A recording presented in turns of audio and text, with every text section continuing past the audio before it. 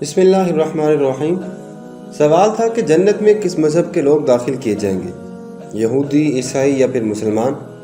اس سوال کے جواب کے لیے تینوں مذاہب کے علماء کو دعوت دی گئی۔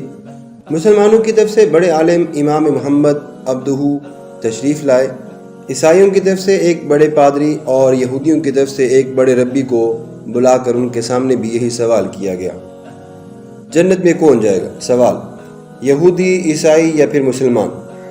مسلمانوں کی طرف سے امام محمد عبدہ نے کھڑے ہو کر ایسا مدلل جواب دیا کہ محفل میں بیٹھے تمام ناقدین کے ساتھ عیسائی پادری اور یہودی ربی اپنا سا منہ لے کر رہ گئے اور بغیر کوئی جواب دیے بغیر خاموشی سے اٹھ کر چلے گئے۔ مسلمان عالم دین نے کیا جواب دیا، آپ بھی ذرا توجہ سے سنیجیے گا، مختصر جواب ہے۔ آپ نے فرمایا، اگر یہودی جنت میں جاتے ہیں تو ہم بھی ان کے ساتھ جنت میں جائیں گے، کیونکہ ہم نے ان کے نبی حضرت موسیٰ علیہ السلام پر ایمان رکھا اور انہیں اللہ تبارک و تعالیٰ کی جانب سے اپنے بندوں پر نبی مبعوث کیا۔ اگر عیسائی جنت میں گئے تو ہم بھی ان کے ساتھ جنت میں جائیں گے، کیونکہ ہم حضرت عیسیٰ علیہ السلام پر بھی ایمان رکھتے ہیں اور اللہ تبارک و تعالیٰ نے انہیں بھی اپنی مخلوق کی رہبری اور ہدایت کے لیے نبی مبعوث فرمایا۔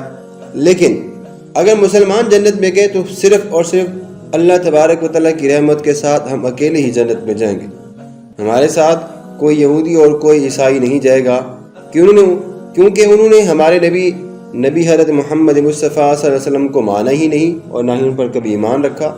تو ہم نبی اکرم صلی اللہ علیہ وسلم کو مانتے بھی ہیں اور ان پر ایمان بھی رکھتے ہیں، اس لیے مسلمان جنت میں جائیں گے۔